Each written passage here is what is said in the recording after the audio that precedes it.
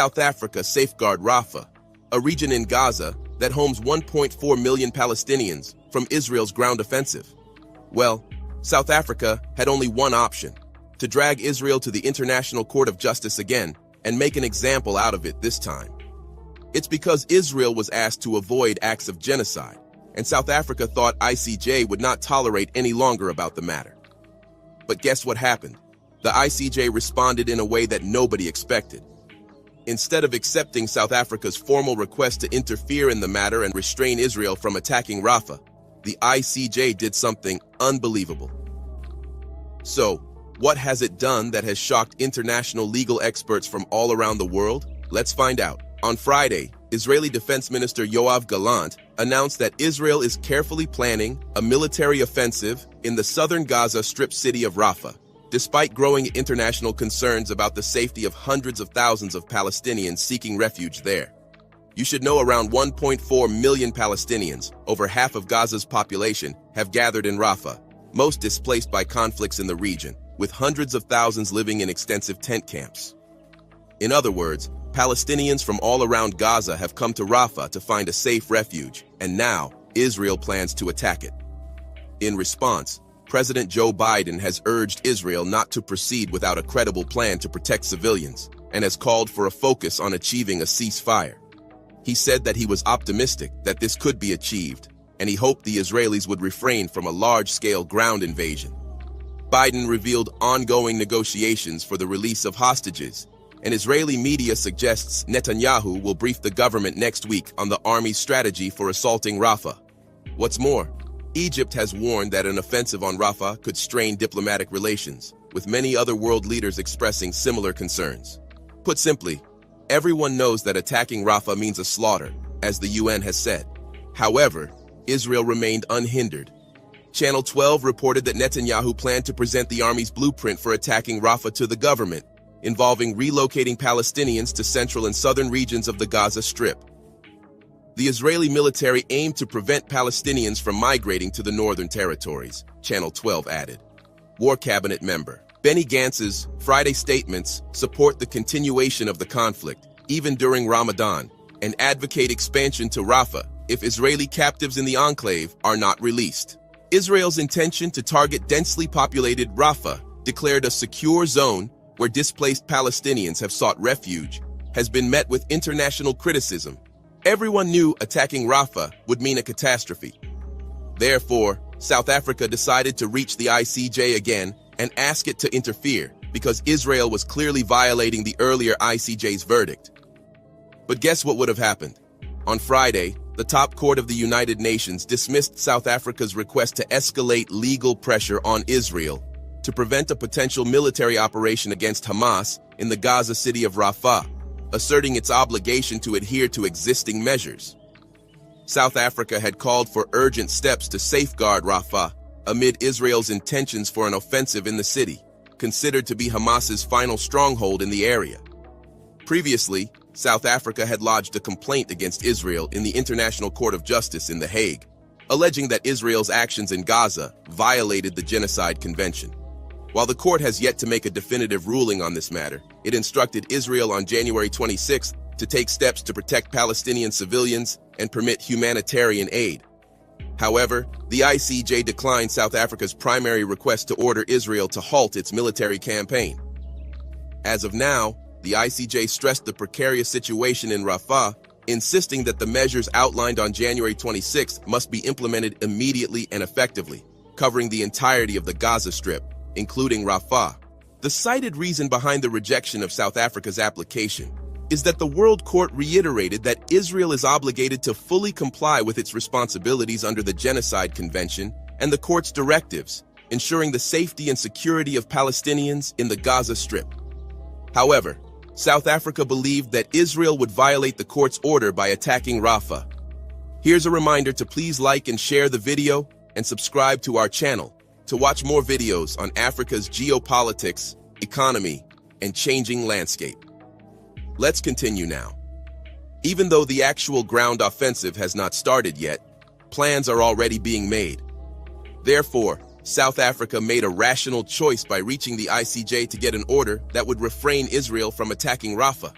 What's more, Israel is already doing airstrikes on Rafah, which is a clear violation of the ICJ's orders. But despite this, South Africa's application was rejected. Instead of accepting the application and doing a debate on the matter, the case was halted. It appeared that the ICJ was itself in no mood to pressure Israel. Therefore, Israel got a chance to criticize South Africa, accusing it of exploiting the Genocide Convention to shield the Islamist terrorist group. In a concise document, Israel dismissed South Africa's entire application as unfounded in fact and law and morally repugnant. Israel maintained that the situation on the ground in Gaza had not changed since the ICJ heard South Africa's genocide allegations in January. It argued that the so-called unprecedented military offensive in Rafah, mentioned by South Africa on February 11th to rescue 2 Israeli hostages, which Hamas claimed resulted in the deaths of dozens of Palestinians, in fact, has not happened. Israel labeled South Africa's characterization of an unprecedented military operation in Rafah as an outrageous distortion. It asserted that it was Hamas showing contempt for the law by not complying with the ICJ's call for the immediate and unconditional release of all remaining hostages. Jerusalem accused South Africa of using Netanyahu's statement to manipulate the court, asserting that it exposed an intention to abuse the Genocide Convention. Israel argued that the conduct of the conflict is governed by international humanitarian law, over which the court has no jurisdiction in this war. Israel further said that it was evidence of a renewed and cynical effort by South Africa to use provisional measures as a sword rather than a shield, and to manipulate the court to protect South Africa's longtime ally, Hamas, a genocidal terrorist organization, from Israel's inherent right and obligation to defend itself, in accordance with the law, from the terrorist assault it faces, and to pursue the release of over 130 hostages. But how could the ICJ give such an outright biased response? Well, it turns out that it's exactly what Israel wanted from the ICJ. When South Africa submitted the application, Israel had asked the International Court of Justice to dismiss South Africa's request to issue additional emergency measures because of Israel's plan to extend its offensive in Gaza into the city of Rafah. Therefore, in documents released on Thursday by the ICJ, Israel argued that the emergency measures issued 3 weeks ago already covered the situation of hostilities in Gaza as a whole, and the court should reject the South African request. Now, after rejecting South Africa's application, the ICJ has become controversial. It has made it clear that it's getting direct dictation from Israel. If that was not the case, South Africa's application should have been considered and decided to be heard. So, what's next? The International Court of Justice will hold 6 days of hearings starting Monday on the legal ramifications of Israel's occupation of the Palestinian territories. 52 states will present arguments as the court addresses a 2022 request from the UN General Assembly for a non-binding opinion on the occupation. Although Israel has typically disregarded such opinions, the ICJ's hearings and subsequent ruling could heighten political pressure regarding its military offensive in Gaza. Therefore, even though South Africa's application was dismissed, Israel has yet to face another blow in the ICJ. It is part of a Palestinian initiative to prompt international legal institutions, such as the ICJ, to scrutinize Israel's actions. During a briefing with journalists, Omar Awadallah, a senior official in the Palestinian Foreign Ministry, said that politically, this would assist in advancing a two-state solution and that they were leveraging the platform of the largest judicial body to promote their cause. This marks the second instance where the UN General Assembly has requested an advisory opinion from the ICJ, also known as the World Court, regarding the occupied Palestinian territory. In July 2004, the court ruled that Israel's separation wall in the West Bank violated international law and should be dismantled, although it remains standing to this day. It's important to note that the advisory opinion proceedings are separate from the genocide case that South Africa filed at the World Court against Israel for alleged violations in Gaza of the 1948 Genocide Convention. The specific question posed to the court is to give an opinion on the legal consequences of Israel's occupation, settlement, and annexation, including measures aimed at altering the demographic composition, character, and status of the Holy City of Jerusalem, and from its adoption of related discriminatory legislation and measures. What do you think? Is the ICJ working independently, without any pressure? Or do you think the ICJ is trying to make up for Israel by rejecting South Africa's application? In the comment section right below, share your thoughts on what South Africa should do now to protect 1.4 million Palestinians in Rafah who have nowhere else to go. Do you want to watch more videos like this one? If yes, subscribe to our channel and press the bell icon next to it. We have decided to bring videos on something nobody talks about: African politics, economy, and increasing power. What would we know about the Gaza war if Julian Assange were free? Reports of the Gaza war fill hours of broadcast news and miles of newsprint. Yet in important ways it remains the most underreported major conflict of the modern era. How so? The answer to this conundrum lies in the sources of the news overload that we're getting. It does not come primarily from independent journalists or indeed mainstream journalists on the ground in Gaza. The Israelis have imposed a Gaza-wide exclusion zone on journalists, and so it remains, almost historically uniquely, a war zone with very few mainstream journalists present to record the fighting. Reporters Without Borders say foreign journalists are being denied access to the Gaza Strip. In 2 months of war, no reporters have been allowed to enter through Rafah, clearly undermining the media's ability to cover the conflict. Many Palestinian and other Middle Eastern journalists are trying to provide on-the-spot reporting, but it's a deadly profession. Over 100 journalists have been killed since the Gaza war began, and 400 have been imprisoned. Some 50 media buildings have been partially destroyed or completely levelled by Israeli forces. The International Federation of Journalists say that perhaps 1 in 10 of all journalists in Gaza have already been killed. Compare this with the 63 journalists killed in the entire 20 years of the Vietnam War. But it's not just the reporting on the ground which is hard to come by. Investigative or analytical journalism is, with less excuse, also sparse. In the past, we might have expected major in-depth analysis of both the moving forces behind the war and major incidents in the conflict to be provided by investigative reporters in the press and on current affairs TV programs. Famously, mainstream journalists were accused of losing the Vietnam War. One broadcast by veteran CBS anchor Walter Cronkite was even singled out as a decisive moment. In the wake of the Tet Offensive of 1968, Cronkite visited Vietnam, leaving a visit to Hue in a Marine helicopter with 12 body bags by his side. Cronkite's subsequent verdict that the war was a bloody stalemate drew this from a dispirited President Johnson: "If I've lost Cronkite, I've lost Middle America." It seems now more certain than ever that the bloody experience of Vietnam is to end in a stalemate.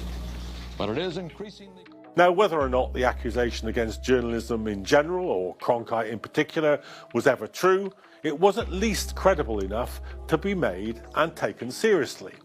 There's no danger of a similar accusation could ever be formulated against mainstream journalists covering the Gaza war. In the midst of this journalistic drought, we feel all the more keenly the loss of Julian Assange's voice and that of the material that WikiLeaks provided. Locked away for his 5th Christmas in the UK's high-security Belmarsh prison, he is still awaiting a final court hearing in his long struggle against extradition to the United States, where he could face sentences of up to 175 years under the 1917 US Espionage Act.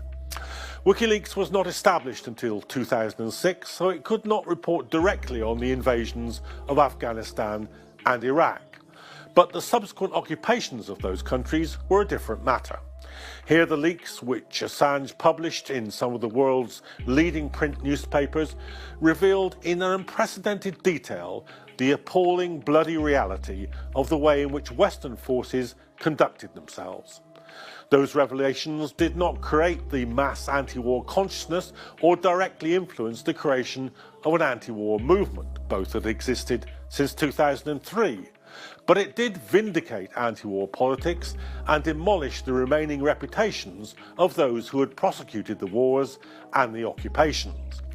Let us just take one example of what we know of the Iraq War that would not be known had WikiLeaks not been able to release the Iraq War logs, the largest leak in US military history. It's an absolutely basic fact, critical to how we judge military conflict: the number of dead. Infamously, the United States refused to count the Iraqi dead. It was left to organisations like Iraq Body Count to carefully attempt to estimate how many had lost their lives. The material that WikiLeaks released added another 15,000 to the Iraq body count total, raising it to 150,000 dead. In the Gaza war, Israel makes no attempt to record how many Palestinians it has killed and simultaneously dismisses as unreliable the figures given by the health authority in Gaza. We would all be better informed about the most basic fact of war if WikiLeaks were able to publish that kind of material in the same way that they did about the Iraq and Afghan wars. How much more valuable such information would be now, being published in real time as the war in Gaza unfolds. Wars are expressions of power, and the words alone cannot halt them. But they can inform and inspire those who are working to create a countervailing popular power to the warmongers. In 2003, the New York Times told its readers there are two major superpowers on the planet: the United States and world public opinion. It concluded, an exceptional phenomenon has appeared on the streets of world cities. It may not be as profound as the people's revolutions across Eastern Europe in 1989 or in Europe's class struggles of 1848, but the politicians and leaders are unlikely to ignore it. The epic mass movement that shook the Western establishment in 2003 is abroad in the streets once more. It badly needs high-quality journalism. The former director of the CIA, Mike Pompeo, in his indictment of WikiLeaks, described it as a hostile, non-state intelligence agency. WikiLeaks walks like a hostile intelligence service and talks like a hostile intelligence service. He meant to damn Assange by comparing him to a spy. But, correctly understood, Pompeo was paying Assange a compliment. Spies take secret information from one state and give it, secretly, to another state, with the aim of giving that second state a political, diplomatic, or military advantage over the first. But WikiLeaks did nothing in secret, and its audience was not another state's mandarins, but global citizenry. It aimed to empower the mass of the population, not trade secrets for the benefit of the already rich and powerful. How badly we lack our own intelligence agency now, as genocide is enacted in Gaza and the Middle East is endangered by the spread of war. Assange is well aware of the dangers that face a free press because of his own imprisonment.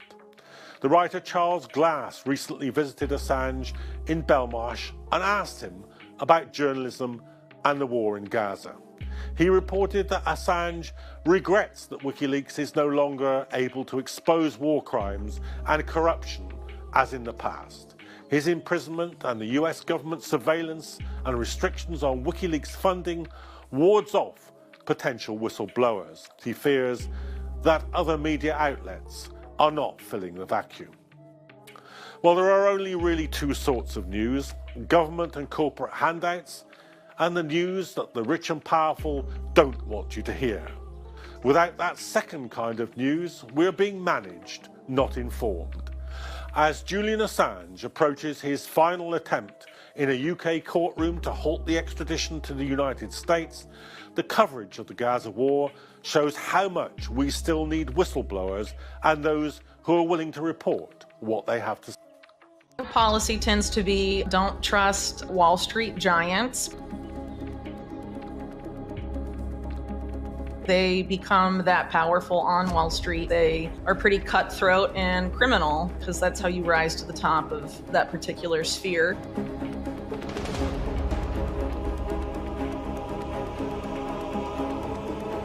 Look look at how Larry Fink has been behaving over the past like 2-ish years.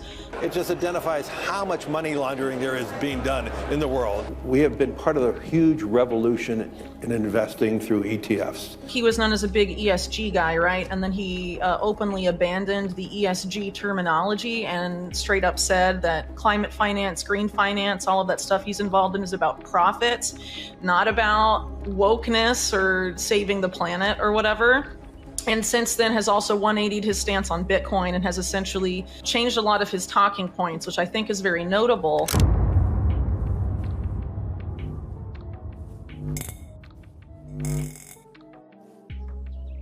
Today we have Whitney Webb discussing Bitcoin and cryptocurrency and why we're in for a rude awakening very soon. The recent approval of BlackRock's Bitcoin ETF was only the beginning. As more financial institutions and governments invest into spot ETFs, Whitney points out the underlying plan to use Bitcoin and cryptocurrency as a means to control the supply. She discusses why very soon cryptocurrency will be used as a way to destroy the value and privacy that's eluded governments until now. She says we're witnessing the collapse of the fiat money system and why this is unlike anything we've seen in history. While the dollar may be the last one to fall, there's something much bigger going on behind the scenes. Let's get right into the video with Whitney Webb as she gives her prediction for what's coming in the days and weeks ahead. The first time I really wrote meaningfully about Larry Fink was probably a few years ago in relations to the Glasgow Financial Alliance for Net Zero, where Larry Fink is a principal. It's like a UN sponsored organization that was co-founded by Mark Carney, former head of the Bank of England and later Bank of Canada, former Goldman Sachs. And also Mike Bloomberg is a big figure there, the former mayor of New York and a well-known billionaire who, started off at Salomon Brothers. So these are essentially bankers developing what amounts to a major component of UN-sponsored policy directly related to their climate change policies. And basically what GFANZ proposes is creating a new financial governance system, seizing what they call the new Bretton Woods moment, basically, recreating the global financial system and also reimagining the multilateral development banks, like the World Bank, the IMF, et cetera, which came out of actual Bretton Woods, right? So they want to move all of that into a new paradigm.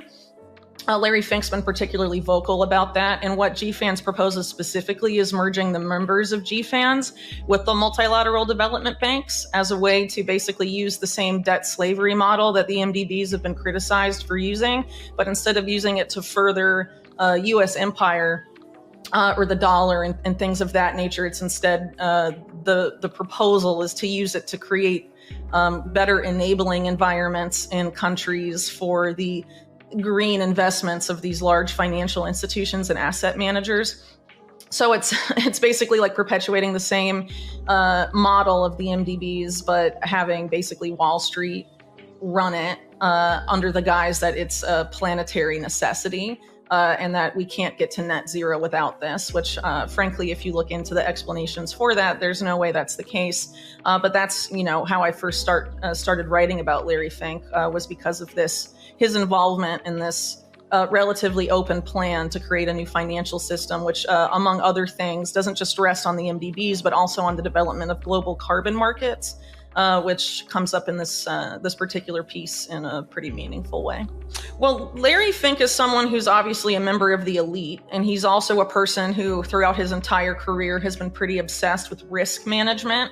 So I think, whatever this new financial system is, it's that he is, part of this group that's proposing this, ultimately is about trying to enable BlackRock to continue its massive expansion to own, essentially everything with, as little risk to them as possible, which obviously a lot of the stuff that Fink is pushing for is part of this broader system that the world's being pushed into under the guise of sustainable development that includes things like digital IDs and carbon markets and all of that, setting something up where it's will be very difficult to challenge BlackRock's financial prominence and dominance, really, and anything that Fink and others would view as a risk to,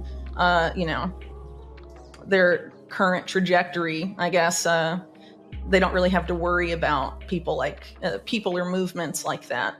as they enter into and sort of impose upon us these new systems, which includes, some of these forms of digital control, like the CBDC and their private sector equivalents, for example, programmable surveillable money, and, tied into the digital ID thing. All of this, as is noted in the article, is meant to interface with, global carbon markets and the multilateral development banks that Fink has been targeting in particular, through GFANZ, and also BlackRock itself has been pretty focused on them. They're seeking to, the World Bank is developing climate wallet functionality and a lot of this other infrastructure on which global carbon markets would rely, and are also attempting to become the main data storage for the digital ID system as well. So a lot of big moves are being made through these institutions for part of this new global financial governance system, as GFANZ calls it. Webb warns against the entry of powerful financial institutions like BlackRock into the Bitcoin space, saying this is definitely a negative development in crypto. She asserts that these institutions are set to control a significant portion of the cryptocurrency supply, and emphasizes the importance of resisting this obvious influence on the market. Larry Fink, among other things, is on the board of trustees of the World Economic Forum. And I think the World Economic Forum is misunderstood by a lot of people, and people use certain terms to refer to what they are and what they do. But ultimately, what that group is about advancing the public-private partnership model. And of course, there's two sides to that, much like there is in the prevailing left-right paradigm of most countries' politics. For a long time, they've leaned sort of on the public side and used talking points that are meant to appeal to the political left, and have gotten a lot of pushback as a result. And so if you notice, people like Fink, but other people as well, have moved their rhetoric away from those seeking to appeal to the political left in the public side of the public-private partnership, leaning into the private aspect of the public-private partnership and having more right-leaning talking points. But ultimately, all are trying to lead you to the same exact system of digital ID, programmable surveillable money, and global carbon markets.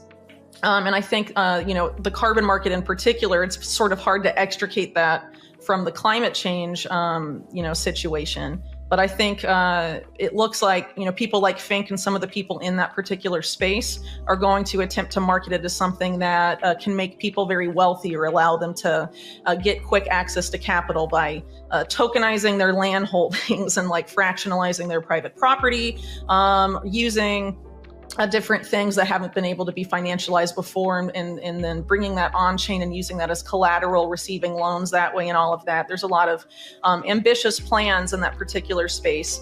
And aside from that, there's been this push led by the Rockefeller Foundation and some other groups through this whole push for natural asset corporations, where they basically openly talk about the idea to expand the amount of assets in the existing financial system by 5 or 6 fold by incorporating what they refer to as natural assets. So this is sort of like the financializing of the natural world, and turning, allowing people to sell ecosystem services and all of that. And, this is part of the broader effort to usher in a global carbon market. So anyway, I think it's interesting that there's a lot of this shift going on. I think it's a big part of why someone like Javier Milei was given the main stage at WEF, and then openly praised by the WEF that he was, the WEF elites that he was supposedly scolding in that speech.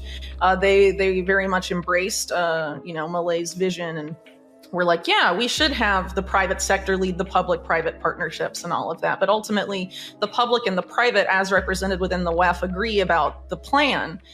Maybe there's, how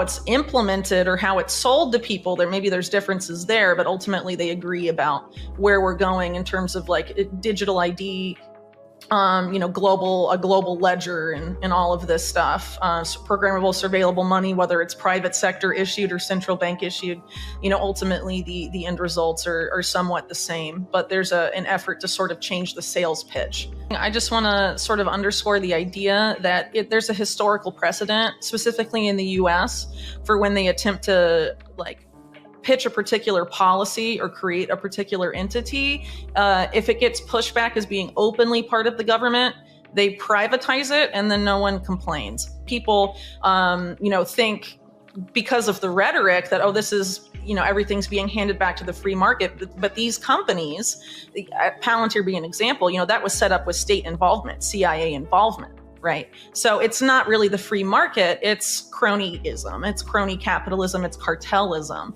And so with someone like Milei being like, yeah, I'm going to hand stuff off to the private sector, it's not like it's going to the Argentine private sector, it's going to foreign members of a global banking cartel that includes some of the biggest institutions on Wall Street that have a verifiable documented history of corruption.